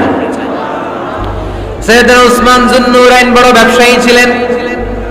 নিজের টাকা দিয়ে মদিনার মুসলমানেরা পানি খেতে পারে না, বিইরে রুমা নামে একটা কুয়া ছিল। মানে এমন দুনিয়া যেটাতে আমি নাই, সব চলে। সকাল গড়িয়ে বিকেল হয়, শীত শেষে গ্রীষ্ম আসে, দিন শেষে রাত নামে, সব চলে, নাই শুধু আমি। চিল্লায় বলেন ঠিক কিনা? তো এজন্য এগুলি একটু ভাবেন। অনেক ব্যস্ত আমরা। এই দুনিয়ার পুরো জীবনটা এটা হচ্ছে লালসাময় একটা জীবন। লোভ, মরিচিকা, মায়াজাল, এই মায়াজালে আমরা আটকে আছি। ফলে মৃত্যুর কথা আমরা ভুলে গিয়েছি, পাগলের মতো ছুটছি। আরো টাকা লাগবে, আরো খ্যাতি লাগবে, আরো যশ লাগবে, আরো দাপট লাগবে আমার। এত টাকা দিয়ে কি হবে? এত সম্পদ দিয়ে কি হবে? এত ব্যস্ততা দিয়ে কি হবে তোমার? স্টপ, থামুন, অনেক হয়েছে। আন্না,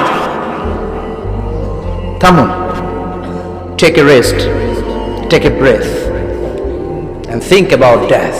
Think that you have to go back to your Lord. একটু বসেন না, একটু ভাবেন যে আমাকে চলে যেতে হবে, চলে যেতে হবে। এই কোলাহল, এই ব্যস্ততা, এগুলো থাকবে, থাকবো না আমি। সাইয়েদনা ওমর ফারুক বলেছেন, মুতু ক্বাবলা আন তামুতু, মরার আগে একবার মরো। হাসিবু ক্বাবলা আন তুহাসাবু আলাইকুম, তোমার হিসাব নেওয়ার আগে তুমি একবার নিজের হিসাবটা করো না। কাগজ বের করে একটু লিখো না, কি কি ভালো কাজ করছিলা, যেগুলো দিয়ে নাজাতের ওয়াসিলা হতে পারে। 1 2 3, আর কি কি আকাম কুকাম করছো দেখো না, লিখে দেখো তোমার অবস্থাটা কি। মরার আগে একবার মরো। মরার আগে খাটের মধ্যে শুয়ে শটান করে চোখ বন্ধ করে একবার মরার ভান করে দেখেন কেমন লাগে। চোখটা বন্ধ করেন আর ভাবেন আপনি নাই, কি কি হতে পারে ভাবেন। আপনার ছেলেমেয়েরা কান্না জুড়ে দিবে, আপনার প্রাণের স্ত্রী বিলাপ শুরু করে দিবে, বন্ধু বান্ধবের চিৎকার আর মাতম, স্থানীয় এলাকার মসজিদে ঘোষণা, অমুক এলাকার নিবাসী অমুক ভাই অমুকের ছেলে অমুক দুনিয়ায় নাই। সব আত্মীয়রা চলে আসবে, ফেসবুকে স্ট্যাটাস দেয়া হবে, সবাই সবাইকে জানাবে বিকাল 4টায় অমুক হাই স্কুল ময়দানে আপনার জানাজা। ছুটে আসবে, সবাই ছুটে আসবে আপনাকে শেষ বিদায় দিতে, গুড বাই জানানোর জন্য, আল ওয়াদা, বিদায় জানাতে আসবে সবাই। 4 তাকবীর দিয়ে আপনার জানাজা হবে, অশ্রুসিক্ত জানাজায় আপনার বিদায় হবে। কাঠের খাটিয়ার মধ্যে করে কাঁধে তুলে আপনার কবরে নেওয়া হবে। আগে থেকে খুঁড়ে রাখা কবরটার মধ্যে আপনার বিছিয়ে দেয়া হবে। বাঁশের কচি দিয়ে তার উপরে মাটির চাপা দিয়ে সব চলে যাবে। ভাবেন না একবার চোখ বন্ধ করে, this is the circle of life, this is the nature of life. এটা সবার হবে, আমার হবে, আপনার হবে। এত মায়া, এত ভালোবাসা কই যাবে? কেউ থাকবে না, সবাই আপনার অন্ধকার কবরে রেখে দিয়ে চলে আসবে। উপরে বাঁশের কঞ্চি, তার উপরে মাটির চাপা, অন্ধকার আর অন্ধকার। এই অন্ধকার যেন শেষ হতে চায় না, শুধুই অন্ধকার, ঠিক কিনা? এজন্য আমাদের চলে যেতে হবে। দাদা গেল, চাচা গেল, মামা গেল, আমাদেরকেও যেতে হবে, জোরে কোন ঠিক কিনা? একদিন মাটির ভেতরে হবে ঘরে মন আমার, কেন বন্ধ দালান ঘর, প্রাণ পাখি উড়ে যাবে পিঞ্জর ছেড়ে,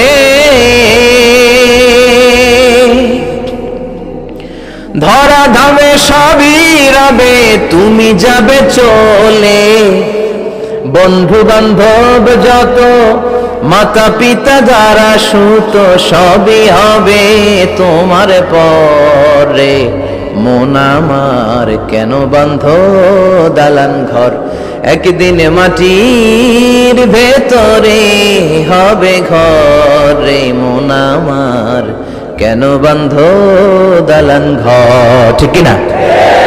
সব পরে থাকবে, চলে যেতে হবে আমাদেরকে।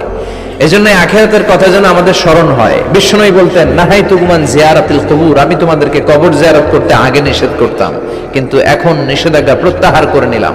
এখন সব সময় তোমরা কবরের সামনে যাবা আর জিয়ারত করবা।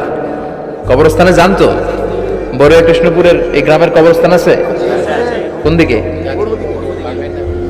পূর্ব দিকে আছে, গোখরার জলের ওদিকে। যান আপনারা, একটু যাবেন, একটু গেলে আখিরাতের কথাটা স্মরণ হবে। ওখানে ছোট শিশুরা শুয়ে আছে, কিশোর যুবকরা আছে, আপনার মতো তাগড়া যুবক মুরব্বীরা আছে। এরা এই এলাকায় থাকতো, এরা আকাশ থেকে নেমে আসে না, এই এলাকার সন্তান, আজ নাই। একটা সার্টেন পিরিয়ড শেষে আপনিও থাকবেন না। This is the nature of life, this is the circle of life. ছোট্ট শিশু হয়ে এসেছিলেন, শৈশব, কৈশোর, যৌবন, প্রৌঢ়ত্ব। আগে ছিলেন সিঙ্গেল, বিয়ে করে হয়ে গেলেন ডবল। এরপরে আল্লাহ আপনাকে একটা মেয়ে দিল, এরপরে মেয়েকে বিয়ে দিয়ে শ্বশুর হলেন, এরপরে ওই মেয়ের ঘরে সন্তান হতে নানা হলেন। আর কতদিন? অনেক দিন হলো তো, অনেক লম্বা সময় পেয়েছেন আপনি। Think about that. এবার যাওয়ার কথা ভাবেন, আখিরাতের সামানের কথা ভাবেন, ফিরে যেতে হবে। কি শক্তিশালী যুবক, বার্ধক্য চলে আসলে লাঠি ছাড়া চলতে পারে না। কুচকুচে কালো দাড়ি সাদা হয়ে যায়, দাড়ির শুভ্রতা, বয়সের ভার, রং ধরা যৌবন জং ধরে শেষ, ঠিক কিনা? This is the circle of life. যুবক ভাই, এটাই জীবন, চলে যেতে হবে, কেউ থাকতে পারবে না, ঠিক কিনা? এটা রিমাইন্ডার আল্লাহ এই সূরার ভেতরে দিয়েছেন যে তোমাদেরকে ফিরে যেতে হবে, এই লোভ লালসা ছেড়ে দাও। রব্বুল আলামিন বলেন, আলহাকুমুত তাকাসুর হাত্তা যুরতুমুল মাকাবির। ও গোলাম, দুনিয়ার সম্পদ, লোভ লালসা তোদেরকে পাগল বানিয়ে দিয়েছে। এই লোভ পাগলামি কোনোদিন তোদের থামবে না যতদিন না তোরা কবরে ঢুকবি, ঠিক কিনা? কার কথা? আল্লাহ বললেন, দুনিয়ার সম্পদ আর লোভ আর মোহে তোমরা গাফেল হয়ে গিয়েছো, আখিরাতের কথা বেমালুম তোমরা ভুলে গিয়েছো। কিন্তু আখিরাতে তোমাদের যেতেই হবে, কবরের বাড়িতে তোমাদের ঢুকতেই হবে, ঠিক কিনা?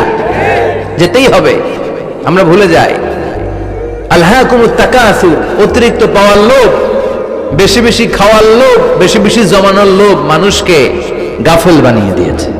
এটা মানুষের স্বভাব, আরো চাই আরো চাই, এই স্বভাবটা আছে না নাই? দেখবেন ছোট বাচ্চারা মসজিদের দোয়া অনুষ্ঠান শেষে জিলাপি দেয় না? বড় কৃষ্ণপুর কি দেয়? আগে বাতাসা দিত না, এখন কি দেয়? জিলাপি দেয়, মিষ্টি দেয়। তো মসজিদের 2-3 গেট থেকে যদি দেয়, ছোট বাচ্চারা দেখবেন এদিক দিয়ে কয়েকটা নেয়, নিয়ে আবার ওই গেটে লাইন ধরে। ওর হাত হলো ছোট হাত, ওর হাত ভর্তি জিলাপি, আর নেওয়ার জায়গা না, এরপর আরেক জায়গায় লাইন ধরছে, আরো লাগবে আরো লাগবে, এই আরো আরো আরো চাই। এই স্বভাবটাই মানুষকে কুড়ে কুড়ে শেষ করে দিয়েছে। এত লাগবে কেন তোমার? চাহিদার কোনো শেষ নাই, unlimited demand of human being. যার আছে বেশি তার চাই বেশি, যার সাইকেল আছে তার হুন্ডা চাই, হুন্ডা আছে তো প্রাইভেট কার চাই, প্রাইভেট কার আছে তো প্লেন চাই, প্লেন আছে তো হেলিকপ্টার চাই, হেলিকপ্টার আছে তো ওইটা চাই, ওইটা আছে তো সেটা চাই, ঠিক কিনা? এলাকার মেম্বার যে হয়েছে চেয়ারম্যান হতে চায়, আছে না নাই? চেয়ারম্যান সাহেব এমপি হতে চায়, আছে না নাই? এমপি সাহেব মন্ত্রী হতে চায়, আছে না নাই? মন্ত্রী সাহেব প্রধানমন্ত্রী হতে চায়, আছে না নাই? কিন্তু এই দেশে সুযোগ নাই, কথা কন। এই দেশে প্রধানমন্ত্রী সিলেক্টেড, 2-3 জনের বাইরে কেউ প্রধানমন্ত্রী হতে পারবি না, ঠিক কিনা? আমার এই জীবনে তো আমি 2-3 জনই দেখলাম। বেগম খালেদা জিয়া, মাননীয় প্রধানমন্ত্রী শেখ হাসিনার ছোট্টবেলা দেখেছি এরশাদকে, আমরা তখন ছোট। তো মানুষের চাহিদার কোনো শেষ নাই, যার আছে বেশি তার চাই বেশি। এজন্য বিষ্ণু বলেছেন, উনজুরু ইলা মান হুয়া আসফালা মিন, তোমার চেয়ে যে খারাপ আছে ওর দিকে তাকাও। ওয়ালা তানজুর মান হুয়া আ'লা মিন, তোমার চেয়ে যে ভালো আছে ওর দিকে তাকায়ও না, তোমার চেয়ে যে খারাপ অবস্থানে আছে ওর দিকে তাকাও। অনেকে নিজের অবস্থান নিয়ে সুখী না, এরকম আছে না নাই? আল্লাহ আমার এটা দিল না রে, ওইটা দিল না রে, পাইলাম না রে, কিচ্ছু হয় না, কি করব জীবনে, হতাশ। আসলে আছে কিন্তু অনেক, কিন্তু শুকরিয়া নাই, ডাকাত, ঠিক কিনা? নিজের অবস্থান নিয়ে সুখী না, কিন্তু অনেক লোক আছে তারা আপনার অবস্থানে পৌঁছতে চায়। তাদের দিকে তাকিয়ে দেখেন, আপনি যে অবস্থানে আছেন এই অবস্থানে পৌঁছাটা অনেকের কাছে স্বপ্ন।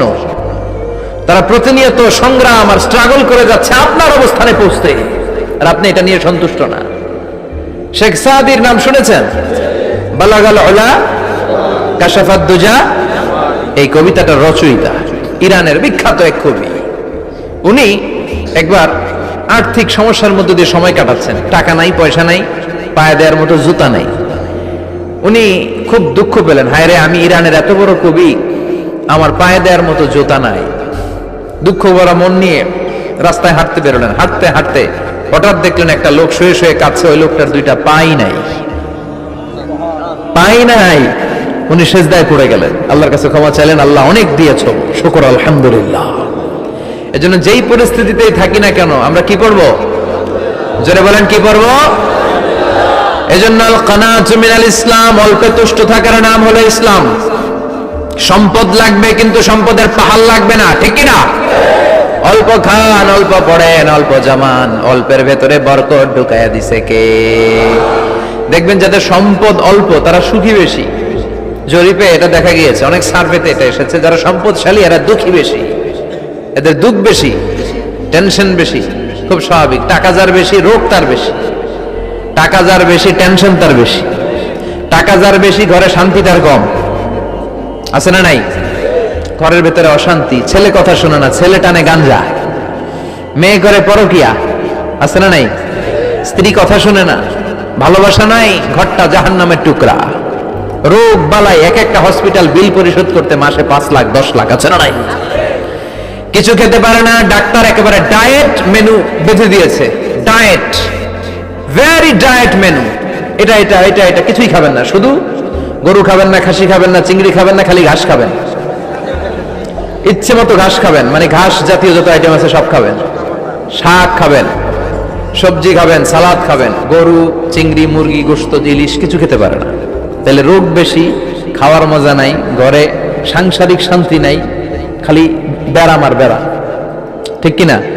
কিন্তু সম্পদের পাহাড় গড়েছে।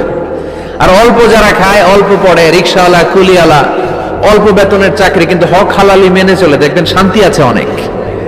হ্যাঁ, বাসা ভাড়া দেয়, ফ্যামিলি চালায়, বাচ্চাদের স্কুল বিল, এরপরও মাস শেষে 1-2 হাজার টাকা হাতে থেকে যায়। আর ওর প্রতি মাসে 10 কোটি টাকা ইনকাম, তারপরও ব্যাংকের ঋণ আছে না নাই?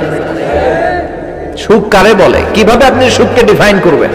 সুখ তো টাকায় কিনা যায় না, শান্তি টাকা দিয়ে হয় না, শান্তি দেওয়ার মালিককে। শান্তি আছে অল্প খেয়ে শুকর করার মধ্যে, শান্তি আছে আলহামদুলিল্লাহর মধ্যে। চিল্লায় বলেন ঠিক কিনা? এজন্য অল্প খাবো, অল্প পড়বো, অল্প জামাবো, অল্পের ভেতরে বরকত দিয়েছে কে? দেখেন, ধনী ভাইরা খেতে পারে না, কিন্তু রিক্সাওয়ালার কি সমস্যা হয়? রিক্সাওয়ালারা সব খেতে পারে। কুলিওয়ালা, দিন মজুর, এরা একেবারে স্লিম সুঠাম দেহি, মেদহীন পেট, পেটে কোনো মেদ নাই, ভুড়ি নাই। আর কোটিপতিদের মেদ আছে না নাই? এত বড় বড় পেট, ঠিক কিনা? আমাদেরও পেট আছে, তবে হালাল পেট। এটা হারাম টাকা দিয়ে এই ভুড়ি বানাই নাই আমরা। চিল্লায় বলেন ঠিক কিনা? রিক্সাওয়ালা, কুলিওয়ালা নিজেও নামাজ পড়ে, বউও নামাজ পড়ে, বাচ্চাটাও নামাজ পড়ে, রিক্সা চালায় আর জিকির করে লা ইলাহা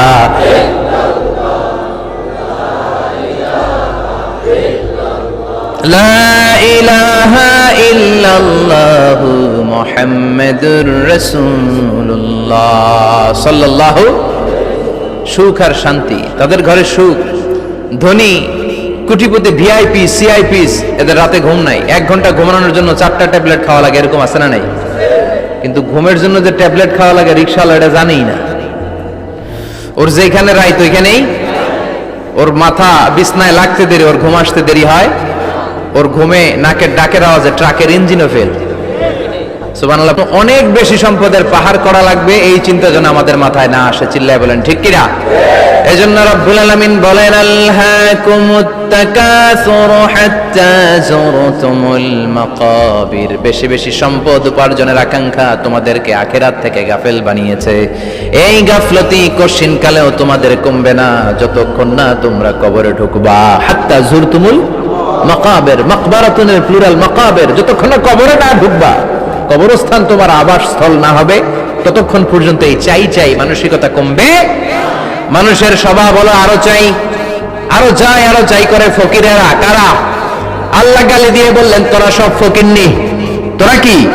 ইয়া আইয়ুহান নাসু আনতুমুল ফুকারাউ ইলাল্লাহ ওয়াল্লাহু হুয়াল গনিয়ুল হামিদ। সুবহানাল্লাহ পড়েন। আল্লাহ ডেকে বললেন গোলাম আনতুমুল ফুকারা ইলাল্লাহ, তোমরা সবাই ফকির, ধনী হলো একজন, তিনি কে? আল্লাহ শুধু ধনী। আর মানুষের স্বভাব হচ্ছে আরো চাই, আরো চাই। ওর 2 তলা বিল্ডিং, আমার 3 তলা লাগবে। ওর 2টা গাড়ি আছে, আমার 3টা লাগবে, আছে না নাই? বিশ্বনবী বললেন কিয়ামতের আগ দিয়ে মানুষের মধ্যে আকাঙ্ক্ষায় প্রতিযোগিতা বেড়ে যাবে, প্রতিযোগিতামূলক টেন্ডেন্সি। কার চেয়ে কে বড় হতে পারে, কার চেয়ে কে বেশি টাকার পাহাড় বানাতে পারে, আছে না নাই? বিশ্বনবী বললেন ওয়ান তারাল হুফাতাল উরাতাল আলাতা রিয়াশাইয়াতা তাওয়ালুনা ফিল বুনিয়ান। কিয়ামতের আগে এমন কিছু লোক যাদের গায়ে দেওয়ার মতো জামা ছিল না, পায়ে দেওয়ার মতো জুতা ছিল না, পেটে দেওয়ার মতো খাবার ছিল না, সমাজের কেউ তাদেরকে চিনতো না। হঠাৎ করে এই লোকগুলো ধনী হয়ে যাবে। And they will start to construct, they will compete to construct high rises building in the cities. শহরে গ্রামে এরা বড় বড় বিল্ডিং বানানো শুরু করবে। এই উঁচা উঁচা বিল্ডিং আমাদের সমাজে আছে না নাই? কৃষ্ণপুরে 2 তলা 3 তলা বিল্ডিং আছে নি? আছে। আজ থেকে 20 বছর আগে ছিল। আমি তো 20 বছর আগে যখন আসছি কিছুই ছিল না, খালি পানি আর পানি। আর এখন 2 তলা 3 তলার অভাব নেই। গরিপুর পাশে না আপনাদের? এদিকে গরিপুর, গৌরীপুরে যে বিল্ডিং আছে বাংলাদেশেও নাই, ঠিক কিনা? সারা বাংলাদেশের সবচেয়ে দামি জায়গা হচ্ছে গৌরীপুর বাজারের জায়গা, জানেন এটা? বসুন্ধরা, গুলশান, বনানী, বাড়িধারা, উত্তরার 3-4 ডবল দামে এই জায়গার, ঠিক কিনা? বিল্ডিং এর পর বিল্ডিং। আমি যখন ঢাকা যাই দেখি গৌরীপুর আসতেছে, মানে গৌরীপুরের বিল্ডিং আর শহরগুলো আস্তে আস্তে হাইওয়ের পাশাপাশি চলে আসতেছে। প্রতি বছর এসে দেখি কিছু আগাইছে, 2-3 বছর পরে এইটা একেবারে হাইওয়ের সাথে চলে আসবে। খেয়াল করছেন? ঢাকা যাওয়ার সময় গৌরীপুর আগাইতেছে খালি, গৌরীপুরের বিল্ডিং, গৌরীপুরের শহর আগাতে আগাতে আগাতে ঢাকা চট্টগ্রাম মহাসড়কের কাছাকাছি চলে আসছে। এই যে বিল্ডিং বানানোর প্রতিযোগিতা, কুমিল্লা শহরে আজ থেকে 20-25 বছর আগে 5 তলা 6 তলা একটা বিল্ডিং ছিল না, এখন 10 তলা 20 তলা আছে না নাই? ঢাকায় আজ থেকে 20 বছর আগে 10 তলা বিল্ডিং খুঁজে পাইতেন আপনি? নাই। গোটা বিশ্বব্যাপী এখন টাওয়ার বানানোর প্রতিযোগিতা। বিশ্বনবী বললেন এদের কোনো টাকা ছিল না। পৃথিবীর সবচেয়ে বড় টাওয়ার এখন আরব দেশে, এদের কোনো টাকা ছিল না। আরব দেশের সৌদি আরব, কাতার, কুয়েত, বাহরাইন এখন স্বর্ণ আর তেলের খনি পেয়ে আল্লাহরে ভুলে যায়। এদের খাওয়ার মতো কিছু ছিল না। এদেরকে আমার দাদারে শুনতাম বলতো কাবলিওয়ালা বলতো। কি বলতো? এদেশে আসতো জায়নামাজ, তসবিহ ছড়া, খেজুর টেজুর বিক্রি করার জন্য। এরা জেলে পাড়ার লোক ছিল, আরব সাগরের তীরবর্তী এলাকার মানুষ। সাগরের মাছ মেরে এরা জীবন ধারণ করতো। আল্লাহ এদেরকে তেলের খনি দিলেন, গ্যাসের খনি দিলেন, এখন তারা বড় বড় টাওয়ার বানায়, আছে না নাই? বুর্জ আল খলিফা, কি উঁচা বিল্ডিং, 828 মিটার উঁচু। জেদ্দা আছে 1000 মিটার উঁচু কিংডম টাওয়ার। তাইওয়ানে আছে তাইপেডাং টাওয়ার 101 তলা। মালয়েশিয়া আছে পেট্রোনাস টুইন টাওয়ার 88 তলা। চায়নাতে আছে সাংহাই টাওয়ার, একটার পর একটা টাওয়ার। প্রতি বছর অ্যানাউন্স করতেছে যে ওদেরটা আছে আমাদেরটা বড় বানাবো। কাতার কয় ওরা বানাইলে আমরা পারবো না কেন, আমরা বানাবো আরো বড়, আছে না নাই? শাগালাতুমুত তাকাসুর, এই যে আরো লাগবে, আরো বড় হতে হবে, এই টেন্ডেন্সি মানুষকে আখিরাত থেকে একেবারে গাফেল বানিয়ে দিয়েছে। চিল্লায় বলেন ঠিক কিনা? টাকার পাহাড় বানাতে চায়, দরকার থাকলেও চায়, না দরকার থাকলেও চায়। বর্তমান পৃথিবীর সবচেয়ে ধনী লোকটার নাম জানেন? কি নাম? হ্যাঁ, বিল গেটস। ওর যে কত টাকা ও নিজেও জানে না। ওর পকেট থেকে যদি $100 একটা বান্ডিল পড়ে যায়, এটা তুলতে ওর যত সময় লাগবে, ও না তুলে যদি হেঁটে যে আইডিয়া নিয়ে হাঁটতেছিল এটা নিয়ে হাঁটে, ওদিকে আরো বেশি ইনকাম হয়ে যাবে। এত টাকা তার, এটা তোলার সময় তো তার নাই। ওয়ারেন বাফেট নাম শুনছেন? হাজার হাজার কোটি ডলারের মালিক। Prince Walid bin Talal, Saudi ধনকুবের নাম শুনেছেন? ওর একটা বিমান আছে, প্রাইভেট জেট প্লেন। এই বিমানটার 70% মেড অফ গোল্ড। বিমানের 70% স্বর্ণ দিয়ে বানানো। গত কয়েক বছর আগে আমি ব্রুনাই গিয়েছিলাম। ব্রুনাইয়ের সুলতানের নাম হাসান আল বালখিয়া। উনি একটা প্যালেস আরবিতে বলে কাসার, মানে হচ্ছে রাজপ্রাসাদ। পৃথিবীর সবচাইতে বড় রাজপ্রাসাদ ব্রুনাইতে বান্দার সিরি বেগাওয়ানে অবস্থিত। আমি গিয়েছি ওখানে। প্রায় 1800 থেকে 2000 কক্ষ আছে ওই প্যালেসে, রাজপ্রাসাদে। ওই রাজপ্রাসাদের টয়লেটের কমোড গুলো মেড অফ গোল্ড, স্বর্ণ দিয়ে বানানো। নাউজুবিল্লাহ পড়বেন না? এই হাসান আল বালখিয়া নিজে বিমান চালায়। ওর সংগ্রহে 500টা রোলস রয়েস লাক্সারিয়াস কার আছে। 500 রোলস রয়েস। গুগল, ইউটিউব যারা করেন সার্চ দিয়ে দেখবেন ওর কি পরিমাণে গাড়ি। রোলস রয়েস গাড়ি হচ্ছে one of the luxurious car in the world. Car ব্র্যান্ডের মধ্যে যত দামি কার ব্র্যান্ড আছে এর মধ্যে রোলস রয়েস একটা, যেগুলোর দাম কমসে কম এদেশের টাকায় 8 কোটি থেকে 10 কোটি টাকা। আচ্ছা বলেন, এই গাড়িগুলো যারা হাই প্রোফাইলের ভিআইপিস, তারা ফ্যামিলির সবাইকেও যদি একটা করে গাড়ি দেয়, একজনের কয়টা গাড়ি দরকার? 5টা, 10টা, 20টা? বললাম যে 20টা গাড়ি লাগবে ওনার। 500 গাড়ি দিয়ে উনি কি করবে? তার সংগ্রহে 500টা রোলস রয়েস। স্বর্ণেরও গাড়ি আছে, তার স্বর্ণের পালঙ্ক আছে, আমি দেখে এসেছি। পোরশে, ফারারে, লাম্বরগিনি, এই টাইপের যে ব্র্যান্ডগুলো আছে, অভাব নাই।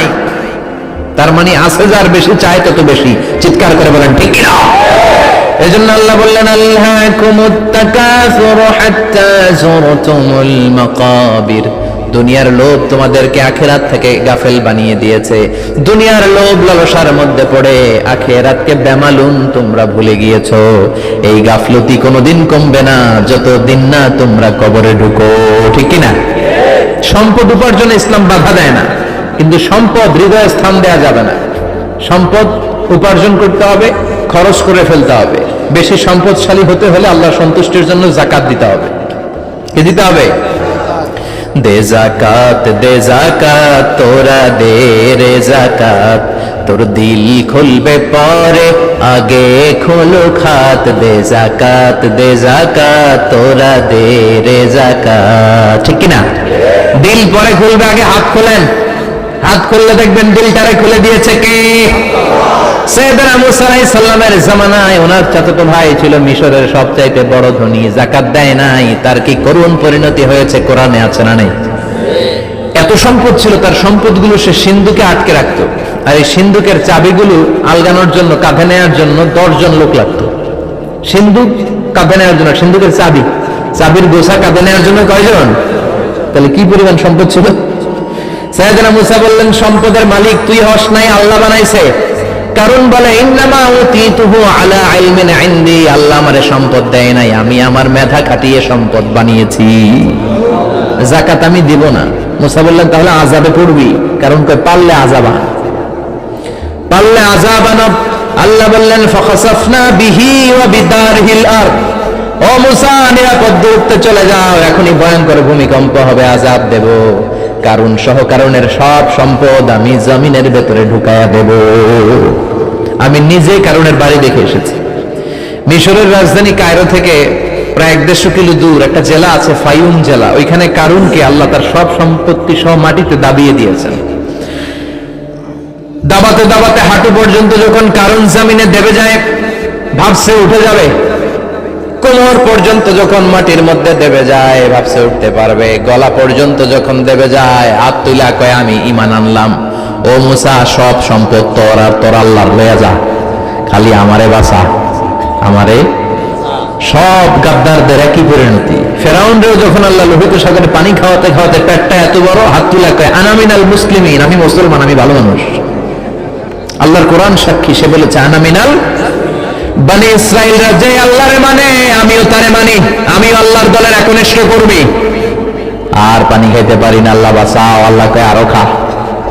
শেষ, ফেরাউন শেষ, নমরুদ শেষ, কারুন শেষ। পুরো সম্পদ সহ আল্লাহ কারুনকে জামিনের ভেতরে দাবিয়ে দিলেন। এজন্য সম্পদ যাদের বেশি, যাকাত দেওয়ার দরকার আছে না নাই?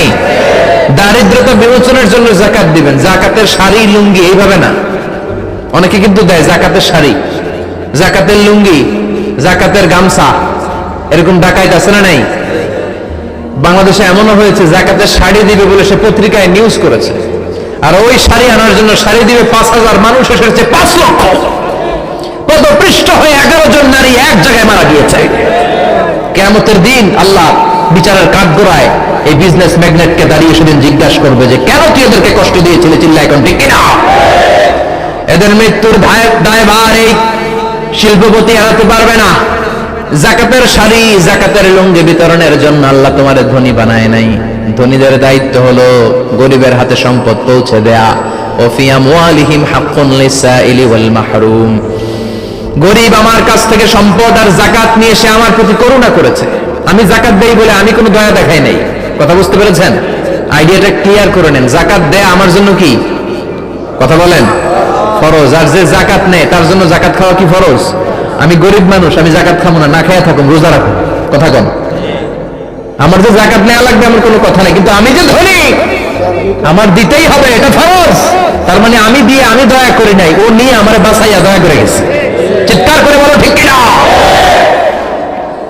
ইসলাম বলে রাস্তার এক পাশে 5 তলা, আর এক পাশে গাছতলা, এটার নাম ইসলাম না।